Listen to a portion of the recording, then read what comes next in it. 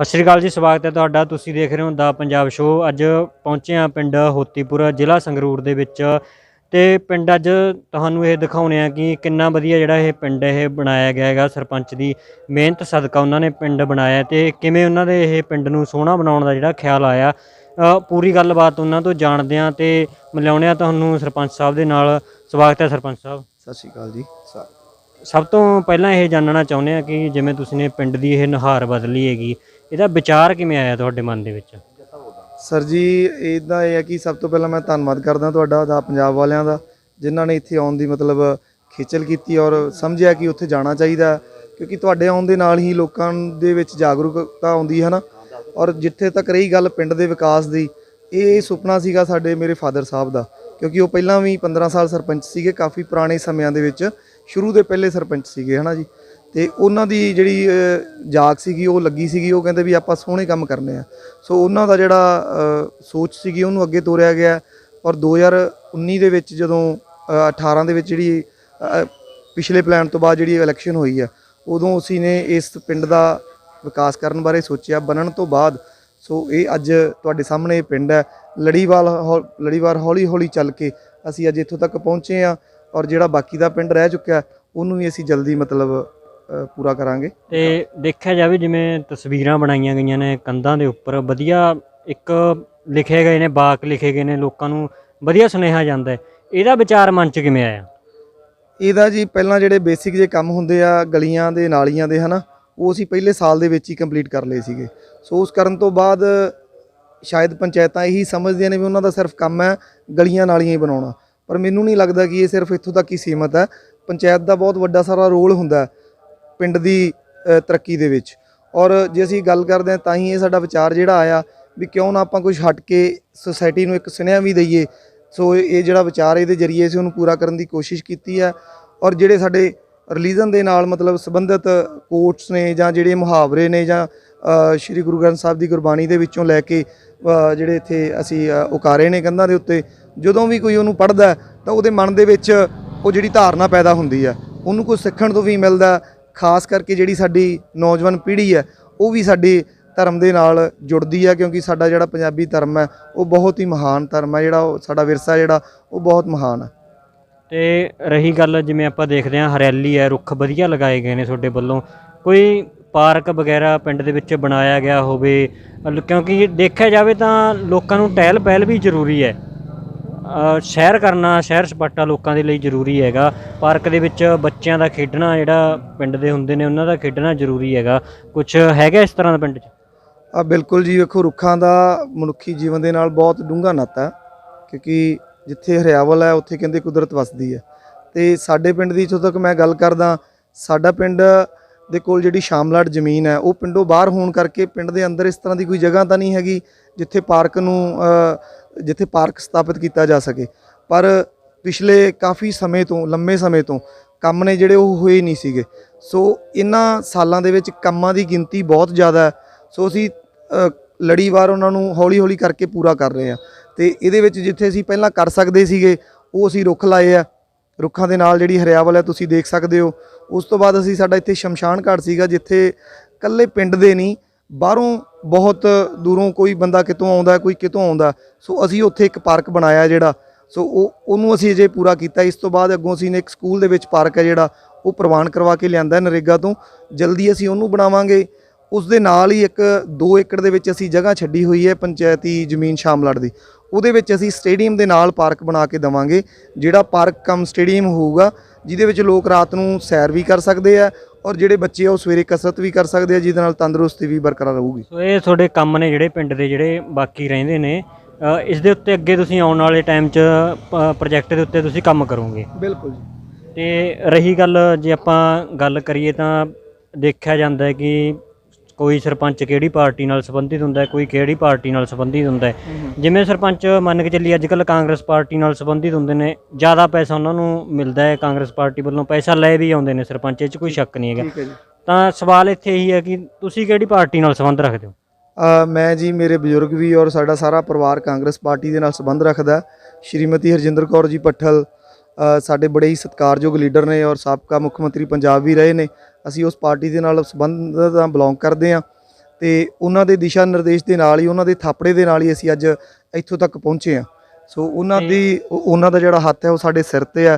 ਸੋ ਸਮੇਂ-ਸਮੇਂ ਤੇ ਉਹਨਾਂ ਨੇ ਸਾਡਾ ਹੱਥ ਫੜਿਆ ਹੈ, ਚਾਹੇ ਕਿ ਉਹ ਸਰਕਾਰ ਦੇ ਵਿੱਚ ਮੌਜੂਦਾ ਨਹੀਂ ਹੈਗੇ। ਇਸ ਗੱਲ ਦੀ ਪਰੇਸ਼ਾਨੀ ਜ਼ਰੂਰ ਆਉਂਦੀ ਹੈ, ਕਿਉਂਕਿ ਉਹਨਾਂ ਨੂੰ ਤਾਂ ਬਹੁਤ ਵੱਡੀ ਆਉਂਦੀ ਹੈ, ਹਲਕੇ ਨੂੰ ਉਦੋਂ ਵੀ ਵੱਡੀ ਆਉਂਦੀ ਹੈ, ਕਿਉਂਕਿ ਜੇ ਅੱਜ ਉਹ ਪਾਵਰ ਦੇ ਵਿੱਚ ਹੁੰਦੇ ਤਾਂ ਸ਼ਾਇਦ ਸਾਨੂੰ ਇਹ ਜਿਹੜਾ ਪਿੰਡ ਤੁਸੀਂ ਖੜੇ ਹੋ ਇਹਦੀ ਕੋਈ ਰੂਪਰੇਖਾ ਹੋਰ ਹੁੰਦੀ। ਪਰ ਉਹਨਾਂ ਦੇ ਸਹਿਯੋਗ ਦੇ ਨਾਲ ਹੀ ਅਸੀਂ ਇੱਥੋਂ ਤੱਕ ਪਹੁੰਚੇ ਹਾਂ। ਸੋ ਉਹਨਾਂ ਦਾ ਵੀ ਅਸੀਂ ਇਸ ਤੁਹਾਡੇ ਜ਼ਰੀਏ ਧੰਨਵਾਦ ਕਰਦੇ ਹਾਂ। ਇਹ ਪੈਸਾ ਹੁਣ ਤੱਕ ਕਿੰਨਾ ਕੁ ਦਿੱਤਾ ਗਿਆ ਕਾਂਗਰਸ ਪਾਰਟੀ ਵੱਲੋਂ? ਸਰ, ਗੱਲ ਇਸ ਤਰ੍ਹਾਂ ਸੀਗਾ ਕਿ ਪੈਸਾ ਜਿਹੜਾ ਪੰਜਾਬ ਰੂਰਲ ਡਿਵੈਲਪਮੈਂਟ ਫੰਡ ਦਾ ਹੁੰਦਾ, ਉਹਦੇ ਵਿੱਚ ਤਾਂ ਸਾਨੂੰ ਥੋੜਾ ਪੈਸਾ, ਯਾਨੀ ਕਿ ਇੱਕ ਵਾਰੀ ਪੰਜਾਬ ਸਰਕਾਰ ਨੇ ਗ੍ਰਾਂਟ ਜਾਰੀ ਕੀਤੀ ਹੈ। ਉਹਦੇ ਕਾਰਨ ਕੁਝ ਰਹੇ ਹੋਣਗੇ, ਕਿਉਂਕਿ ਜਿਹੜੀਆਂ ਸਥਿਤੀਆਂ ਪਿਛਲੇ 2 ਸਾਲ 'ਚ ਰਹੀਆਂ ਕਰੋਨਾ ਕਰਕੇ, ਸ਼ਾਇਦ ਉਹ ਵੀ ਇੱਕ ਮੁੱਖ ਉਹਦਾ ਕਾਰਨ ਹੋਣਾ। ਔਰ ਜਿਹੜੀ ਪਿਛਲੀ ਸਰਕਾਰ ਨੇ ਮਤਲਬ ਜਦੋਂ ਕਹਿੰਦੇ ਵੀ ਡੋਲੂ ਮਾਂਜ ਕੇ ਧਰਤਾ, ਤਾਂ ਉਹ ਪਿਛਲੀ ਸਰਕਾਰ ਉਹ ਕਰਕੇ ਗਈ ਸੀਗੀ। ਇਹਦੇ ਵਿੱਚ ਕੋਈ ਉਹ ਨਹੀਂਗਾ, ਸਾਰਾ ਪੰਜਾਬ ਉਹਨਾਂ ਨੇ ਵੇਚਤਾ ਸੀਗਾ। ਸੋ ਜਿਹੜੀ ਇਹ ਸਰਕਾਰ ਹੈ ਇਹਨੂੰ ਸਮਾਂ ਤਾਂ ਲੱਗਣਾ ਹੀ ਸੀਗਾ। ਸੋ ਉਹਦੇ ਕਰਕੇ ਸਰਕਾਰ ਵੱਲੋਂ ਤਾਂ ਨਹੀਂ ਅਜੇ ਇੰਨਾ ਕੁਝ ਮਤਲਬ ਗ੍ਰਾਂਟਾਂ ਪਿੰਡਾਂ ਨੂੰ ਪਹੁੰਚਦੀਆਂ ਕੀਤੀਆਂ ਗਈਆਂ, ਪਰ ਸਰਕਾਰ ਲੱਗੀ ਹੋਈ ਹੈ। ਸੋ ਉਮੀਦ ਹੈ ਕਿ ਉਹ ਜਲਦੀ ਹੋਰ ਗ੍ਰਾਂਟਾਂ ਸਰਕਾਰ ਪਿੰਡਾਂ ਨੂੰ ਦਊਗੀ। ਬਾਕੀ ਜਿਹੜਾ ਪੈਸਾ ਹੈ ਉਹ ਸੈਂਟਰ ਦੇ ਜ਼ਰੀਏ ਆਉਂਦਾ, ਜਿਹਨੂੰ ਅਸੀਂ 14ਵਾਂ ਵਿੱਤ ਕਮਿਸ਼ਨ ਕਹਿੰਦੇ ਆ। ਹਰ ਸਾਲ ਵਿੱਤ ਕਮਿਸ਼ਨ ਆਉਂਦਾ। ਸੋ ਉਹਦੇ ਜ਼ਰੀਏ ਜਿੰਨੀ ਵੀ ਸਾਨੂੰ ਗ੍ਰਾਂਟ ਆਈ ਹੈ ਉਹ ਅਸੀਂ ਲਾਈ ਹੈ ਆਪਦੇ ਕੰਮਾਂ ਦੇ ਹਿਸਾਬ ਦੇ ਨਾਲ, ਗਲੀਆਂ ਦੇ ਉੱਪਰ, ਪਾਣੀ ਦੇ ਉੱਪਰ, ਉਹਨੂੰ ਅਸੀਂ ਖਰਚਿਆ। ਤੇ ਪਿੰਡ ਕੋਲੇ ਪੰਚਾਇਤੀ ਜ਼ਮੀਨ ਕਿੰਨੀ ਕੁ ਆਪਣੇ ਕੋਲ? ਬਾਈ ਜੀ, ਪਿੰਡ ਲਵੇ ਪੈਲੀ ਜ਼ਮੀਨ ਹੈ ਜਿਹੜੀ ਉਹ ਬਹੁਤ ਥੋੜ੍ਹੀ ਹੈ, 16-17 ਕਿੱਲੇ ਜ਼ਮੀਨ ਹੈ।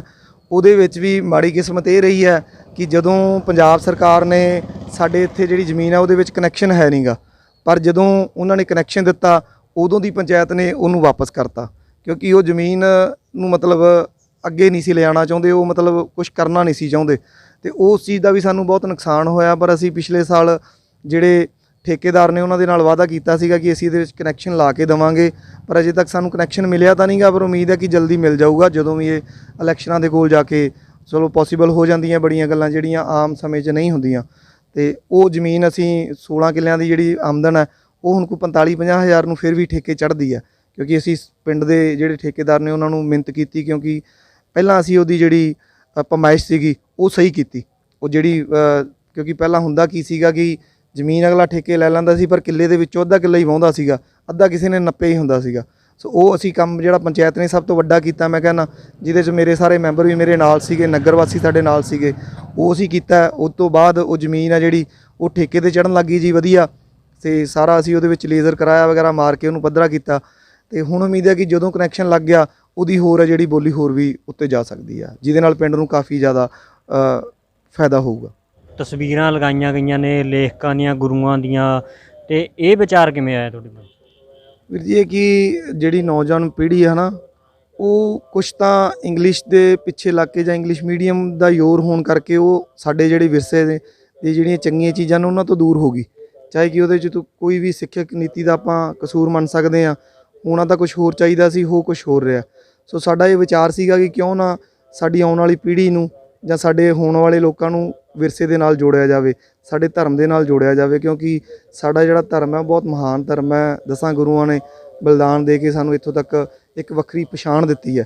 ਔਰ ਜਿਹੜੇ ਲੇਖਕ ਹੁੰਦੇ ਨੇ ਉਹ ਸਰਮਾਇਆ ਹੁੰਦੇ ਨੇ ਕੌਮ ਦਾ, ਕਿਉਂਕਿ ਉਹਨਾਂ ਦੇ ਕੋਲ ਬਹੁਤ ਵਿਚਾਰਾਂ ਦੀ ਪੂੰਜੀ ਹੁੰਦੀ ਹੈ। ਜੇਕਰ ਉਹ ਅਣਗੌਲਿਆਂ ਰਹਿ ਜਾਣ ਕੌਮ ਤੋਂ ਜਾਂ ਦੇਸ਼ ਤੋਂ, ਤਾਂ ਸ਼ਾਇਦ ਉਹਨਾਂ ਦੇ ਨਾਲ ਉਹ ਵਿਤਕਰਾ ਹੁੰਦਾ। ਸੋ ਉਹਨਾਂ ਨੂੰ ਬਣਦਾ ਮਾਣ ਸਨਮਾਨ ਦੇਣ ਲਈ ਵੀ ਸੋ ਅਸੀਂ ਇੱਥੇ ਪੰਜਾਬੀ ਦੀ ਜਿਹੜੀ ਪਹਿਲੀ ਸਾਂਝੇ ਪੰਜਾਬ ਦੀ ਲੇਖਿਕਾ ਸੀਗੀ ਅੰਮ੍ਰਿਤਾ ਪ੍ਰੀਤਮ ਜੀ ਪੰਜਾਬੀ ਦੀ, ਉਹਦੀ ਅਸੀਂ ਇੱਥੇ ਤਸਵੀਰ ਲਾਈ ਹੈ ਨਾ। ਸੋ ਕਿਉਂਕਿ ਜਦੋਂ ਬੱਚੇ ਲੰਘਦੇ ਆ ਤਾਂ ਉਹ ਪੁੱਛਦੇ ਆ, ਤਾਂ ਫਿਰ ਜਦੋਂ ਪੁੱਛਣਗੇ ਹੌਲੀ ਹੌਲੀ ਉਹਨਾਂ ਦੇ ਮਨਾਂ ਦੇ ਵਿੱਚ ਇਹਦੇ ਪ੍ਰਤੀ ਜਾਗ ਲੱਗੂਗੀ, ਫਿਰ ਉਹ ਪੜ੍ਹਨਗੇ। ਜਦੋਂ ਚੰਗਾ ਪੜ੍ਹਨਗੇ ਤਾਂ ਫਿਰ ਚੰਗਾ ਸਮਾਜ ਵੀ ਸਿਰਜਿਆ ਜਾਊਗਾ। ਇਲੈਕਸ਼ਨ ਹੁੰਦੀ ਆ ਸਰਪੰਚੀ ਦੀ, 20-20, 25-25 ਲੱਖ ਰੁਪਇਆ, ਕਈ ਵਾਰ ਜ਼ਿਆਦਾ ਵੀ 50-50 ਲੱਖ ਰੁਪਇਆ ਬਹੁਤ ਸਾਰੇ ਪਿੰਡਾਂ ਦੇ ਵਿੱਚ ਲੱਗ ਜਾਂਦਾ ਹੈ। ਤੇ ਤੁਹਾਡਾ ਸਰਪੰਚੀ ਦੇ ਉੱਤੇ ਪਿੰਡ ਵਾਲਿਆਂ ਨੇ ਸਹਿਮਤੀ ਨਾਲ ਬਣਾਇਆ ਜਾਂ ਫਿਰ ਇਲੈਕਸ਼ਨ ਲੜੇ? ਜੇ ਇਲੈਕਸ਼ਨ ਲੜੇ ਤਾਂ ਕਿੰਨਾ ਖਰਚ ਹੋ ਗਿਆ? ਨਹੀਂ ਜੀ, ਸਹਿਮਤੀ ਨਾਲ ਤਾਂ ਨਹੀਂ ਬਣਾਇਆ। ਉਦੋਂ ਹਾਲਾਤ ਕੁਝ ਇਸ ਤਰ੍ਹਾਂ ਦੇ ਹੁੰਦੇ ਆ ਕਿ ਜਿਹੜਾ ਪਹਿਲਾਂ ਬੰਦਾ ਸਰਪੰਚ ਬਣਿਆ ਹੁੰਦਾ ਹੈ ਨਾ, ਉਹ ਕਿਉਂਕਿ ਅਗਲਾ ਮਲਕੀਅਤ ਸਮਝ ਕੇ ਬਹਿ ਜਾਂਦਾ, ਲੋਕ ਉਹਦੀ ਮਲਕੀਅਤ ਬਣਾ ਵੀ ਦੇਣ ਜੇਕਰ ਉਹ ਲੋਕਾਂ ਨਾਲ ਚੰਗਾ ਵਿਚਰਿਆ ਹੋਵੇ। ਸੋ ਜਦੋਂ ਮੈਂ 2007 ਤੋਂ ਲੈ ਕੇ 2014 ਤੱਕ ਬਾਹਰ ਸੀਗਾ ਆਸਟ੍ਰੇਲੀਆ, ਤੇ ਜਦੋਂ ਅਸੀਂ ਆਏ ਤੇ ਹਾਲਾਤ ਨੇ ਜਿਹੜੇ ਉਹ ਬੜੇ ਮਾੜੇ ਸੀਗੇ। ਸੋ ਪਿੰਡ ਵਾਲੇ ਵੀ ਵਿਚਾਰੇ ਤੰਗ ਸੀਗੇ, ਕਿਉਂਕਿ ਉਹਨਾਂ ਕੋਲ ਕੋਈ ਆਪਸ਼ਨ ਨਹੀਂ ਸੀ ਹੈਗੀ। ਕਿਉਂਕਿ ਜਦੋਂ ਆਪਾਂ ਪੁਰਾਣੀ ਚੱਲਦੀ ਸਰਪੰਚੀ ਆਉਂਦੀ ਕੱਢਣੀ ਹੋਵੇ ਤੇ ਫਿਰ ਉਹ ਕਹਿੰਦੇ ਪਿੰਡਾਂ ਦੇ ਜਿਹੜਾ ਸੱਭਿਆਚਾਰ ਹੈ ਬੜਾ ਔਖਾ ਹੁੰਦਾ। ਸੋ ਇਹ ਇੱਕ ਸੁਮੇਲ ਬਣਿਆ, ਉਧਰੋਂ ਆਉਣਾ ਹੋਇਆ, ਇੱਧਰੋਂ ਪਿੰਡਾਂ ਦੇ ਲੋਕਾਂ ਨੇ ਜਿਹੜਾ ਸਹਿਯੋਗ ਦਿੱਤਾ। ਸੋ ਕਾਫੀ ਲੰਮਾ ਸੰਘਰਸ਼ ਜਿਹੜਾ ਚੱਲਿਆ, ਕਿਉਂਕਿ ਉਦੋਂ 2018 ਦੇ ਵਿੱਚ ਇਲੈਕਸ਼ਨਾਂ ਪੋਸਟਪੋਨ ਹੁੰਦੀਆਂ ਗਈਆਂ ਪੰਚਾਇਤੀ ਦੀਆਂ। ਸੋ ਸਾਡਾ ਜਿਹੜਾ ਘੋਲ ਸੀ ਇਲੈਕਸ਼ਨ ਦਾ, ਉਹ 10 ਮਹੀਨੇ 10 ਦਿਨ ਚੱਲਿਆ। ਸੋ ਉਹਦੇ ਤੇ ਖਰਚਾ ਤਾਂ ਹੋਣਾ ਹੀ ਸੀ ਬਾਈ ਜੀ, ਫਿਰ ਕਾਫੀ ਜ਼ਿਆਦਾ ਖਰਚਾ, ਮਤਲਬ ਕੋਈ ਤਕਰੀਬਨ 15 ਲੱਖ ਰੁਪਇਆ ਜਿਹੜਾ ਉਹ ਖਰਚਿਆ ਗਿਆ ਸੀਗਾ। ਪਰ ਮੈਂ ਚਾਹੁੰਦਾ ਕਿ ਮਤਲਬ ਇਹ ਜਿਹੜੇ ਇਸ ਤਰ੍ਹਾਂ ਦੇ ਖਰਚੇ ਆ, ਮਜਬੂਰੀਆਂ ਬਣ ਜਾਂਦੀਆਂ ਨੇ, ਪਰ ਹੋਣੇ ਨਹੀਂ ਚਾਹੀਦੇ, ਕਿਉਂਕਿ ਜਦੋਂ ਹੁੰਦੇ ਨੇ, ਮੈਂ ਆਪਣੇ ਆਪ ਦੀ ਗੱਲ ਨਹੀਂ ਕਰਦਾ, ਬਾਅਦੇ ਸਰਪੰਚ ਇਹ ਕਹਿੰਦੇ ਨੇ ਕਿ ਪਿੰਡ ਦਾ ਮੈਂ ਕਰਾਂ ਨਾ, ਆਪਣੇ ਪਹਿਲੋਂ ਪੈਸੇ ਪੂਰੇ ਕਰ ਲਵਾਂ। ਪਰ ਬਾਈ ਜੀ ਲਾਈਟ ਮੱਥੇ ਲੱਗਦੀ ਆ, ਅਸੀਂ ਉਸ 15 ਦੇ ਵਿੱਚੋਂ ਇੱਕ ਪੈਸਾ ਵੀ ਪੂਰਾ ਨਹੀਂ ਕੀਤਾ, ਕਿਉਂਕਿ ਜੇ ਉਹ ਪੂਰੇ ਕਰਦੇ ਫਿਰ ਮਸਾਂ ਸਾਡੇ ਹੀ ਪੂਰੇ ਹੋਣੇ ਸੀ, ਹੋਰ ਤਾਂ ਕਿਤੇ ਕੰਮ ਤਾਂ ਕਿਹੜੇ ਹੋਣੇ ਸੀਗੇ। ਨਹੀਂ, ਪਿੰਡ ਵਾਲੇ ਤਾਂ ਕਹਿੰਦੇ ਹੋਣੇ ਵੀ ਸਰਪੰਚ ਨੇ ਇੰਨੇ ਪੈਸੇ ਲਾਤੇ, ਹੁਣ ਪਹਿਲਾਂ ਆਪਦੇ ਪੂਰੇ ਕਰੂ। ਵੇਖੋ ਜੀ, ਉਹ ਗੱਲ ਹੈ ਕਿ ਜਦੋਂ ਵਾਹ ਪੈਂਦਾ ਬੰਦੇ ਦਾ ਫੇਰ ਹੀ ਕਿਸੇ ਨੂੰ ਪਤਾ ਲੱਗਦਾ। ਐਂ ਤਾਂ ਹੁਣ ਤੁਸੀਂ ਆਏ ਹੋ, ਮੈਨੂੰ ਕੀ ਪਤਾ ਵੀ ਤੁਸੀਂ ਕੀ ਕਰੋਗੇ, ਪਰ ਜਦੋਂ ਤੁਸੀਂ ਮੈਂ ਤੁਹਾਡੇ ਨਾਲ ਵਰਤੂੰਗਾ ਫਿਰ ਮੈਨੂੰ ਪਤਾ ਲੱਗੂਗਾ ਵੀ ਯਾਰ ਇਹ ਬੰਦਾ ਇਸ ਨੇਚਰ ਦਾ ਜਾਂ ਇਹਦੀ ਸੋਚ ਹੈ। ਸੋ ਇਹ ਵਾਕਈ ਵੀ ਚਲੋ ਸੋਚਦੇ ਵੀ ਹੋਣਗੇ, ਪਰ ਅੱਜ ਉਹ ਇਹ ਮੈਨੂੰ ਗੱਲ ਕਹਿ ਨਹੀਂ ਸਕਦੇ, ਕਿਉਂਕਿ ਅਸੀਂ ਉਹਨਾਂ ਨੂੰ ਜੋ ਕਿਹਾ ਸੀਗਾ ਉਹ ਕਰਕੇ ਵਿਖਾਇਆ, ਔਰ ਜੋ ਸਾਡੇ ਮਨ 'ਚ ਹੈ ਉਹ ਸ਼ਾਇਦ ਉਹਨਾਂ ਨੇ ਸੋਚਿਆ ਨਹੀਂ ਹੋਣਾ, ਕਿਉਂਕਿ ਉਹਨਾਂ ਦੀ ਸੋਚ ਸਿਰਫ ਤੇ ਸਿਰਫ ਗਲੀਆਂ ਨਾਲੀਆਂ ਤੱਕ ਹੋਣੀ ਹੈ ਨਾ, ਵੀ ਮੇਰੀ ਗਲੀ ਬਣਨ ਵਾਲੀ ਯਾਰ, ਮੇਰੇ ਪੈਰ ਲਿਬੜ ਜਾਂਦੇ ਆ ਜਦੋਂ ਕਿਤੇ ਮੀਂਹ ਕਣੀ ਪੈਂਦੀ ਆ। ਪਰ ਸਾਡਾ ਇਹ ਹੈ ਵੀ ਇਹ ਤਾਂ ਇੱਕ ਬੇਸਿਕ ਜਿਹੇ ਕੰਮ ਸੀਗੇ, ਜਿਹੜੇ ਅੱਜ ਤੋਂ 20 30 50 ਸਾਲ ਪਹਿਲਾਂ ਹੀ ਹੋ ਜਾਣੇ ਚਾਹੀਦੇ ਸੀਗੇ, ਚੰਗੇ ਜਿਹੜੇ ਹੋਏ ਹੁੰਦੇ। ਤੇ ਸ਼ਾਇਦ ਇਹ ਜਿਹੜਾ ਪੈਸਾ ਅੱਜ ਦੁਬਾਰਾ ਇਹਨਾਂ ਚੀਜ਼ਾਂ ਤੇ ਲੱਗਦਾ, ਉਹ ਸੁਸਾਇਟੀ ਤੇ ਜਾਂ ਪਿੰਡ ਵਾਲਿਆਂ ਦੀ ਤੇ ਜਾਂ ਬੱਚਿਆਂ ਤੇ, ਹਨਾ, ਉਹਨਾਂ ਦੀ ਤਰੱਕੀਆਂ ਤੇ ਲੱਗਦਾ, ਉਹਨਾਂ ਨੂੰ ਅੱਗੇ ਲਿਜਾਣ ਵਾਸਤੇ ਲੱਗਦਾ। ਕਿਉਂਕਿ ਜ਼ਰੂਰੀ ਨਹੀਂਗਾ ਕਿ ਪੰਚਾਇਤ ਇਕੱਲੀਆਂ ਇੱਟਾਂ ਹੀ ਲਾਉਂਦੀ ਹੈ।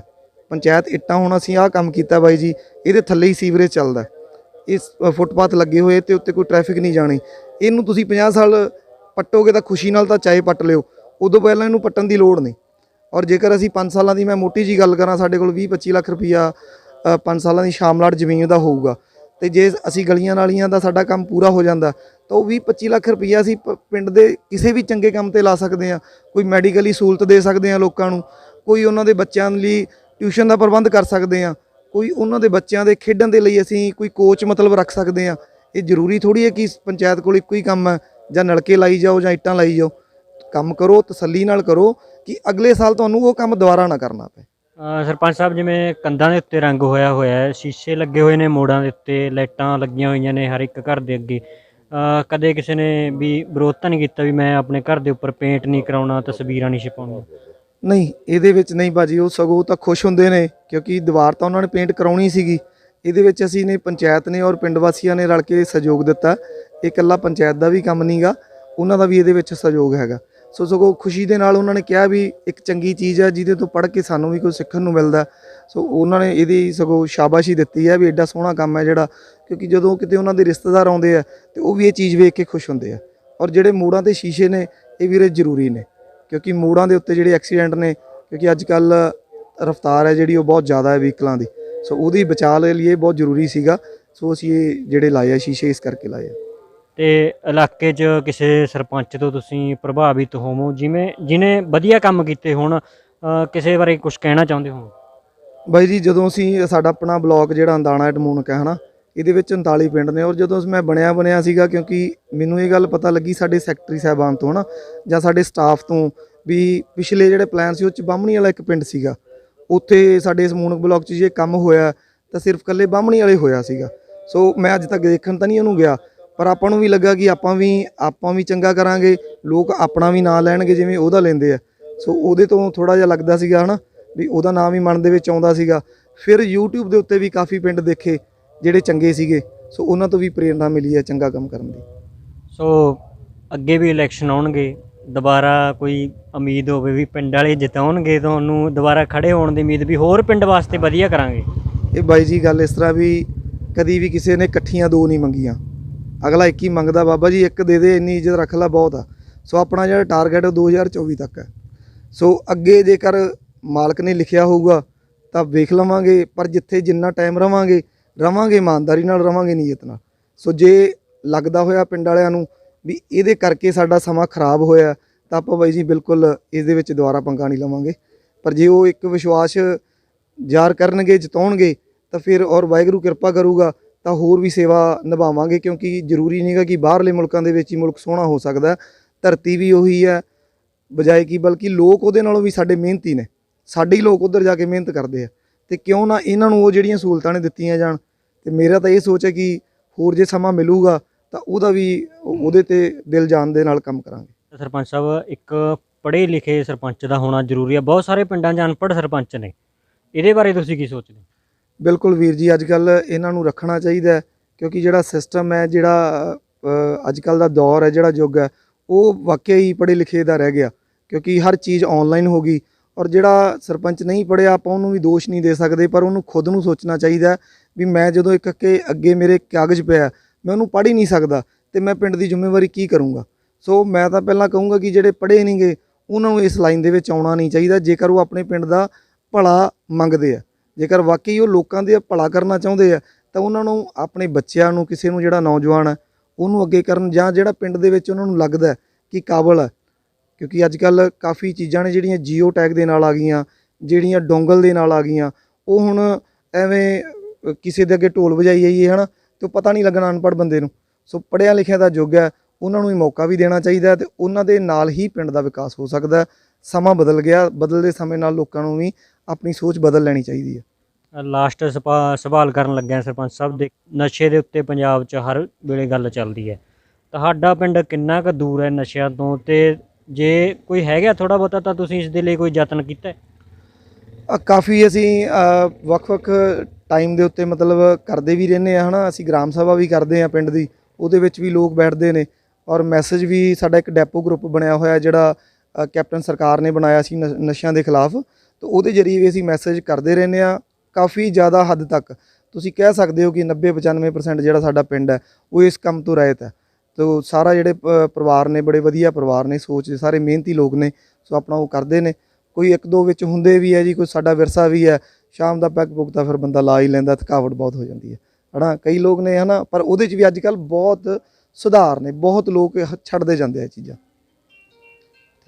ਸੋ ਇਹ ਸੀ ਸਾਡੇ ਨਾਲ ਪਿੰਡ ਹੋਤੀਪੁਰ ਦੇ ਸਰਪੰਚ, ਜਿਨ੍ਹਾਂ ਨੇ ਦੱਸਿਆ ਕਿ ਕਿਵੇਂ ਇਹਨਾਂ ਨੇ ਪਿੰਡ ਦਾ ਵਿਕਾਸ ਕੀਤਾ, ਕਿੱਥੋਂ ਇਹਨਾਂ ਨੂੰ ਪ੍ਰੇਰਨਾ ਮਿਲੀ ਤੇ ਕਿਹੜੇ ਸਰਪੰਚ ਤੋਂ ਇਹ ਪ੍ਰਭਾਵਿਤ ਨੇ, ਤੇ ਕਿੰਨੀ ਇਹਨਾਂ ਨੂੰ ਸਰਕਾਰ ਵੱਲੋਂ ਗ੍ਰਾਂਟ ਦਿੱਤੀ ਗਈ ਹੈ। ਸੋ ਧੰਨਵਾਦ ਕਰਦੇ ਹਾਂ ਸਰਪੰਚ ਸਾਹਿਬ ਦਾ। ਧੰਨਵਾਦ ਸਰਪੰਚ ਸਾਹਿਬ। ਧੰਨਵਾਦ ਜੀ ਤੁਹਾਡਾ ਇੱਥੇ ਆਉਣ ਦਾ।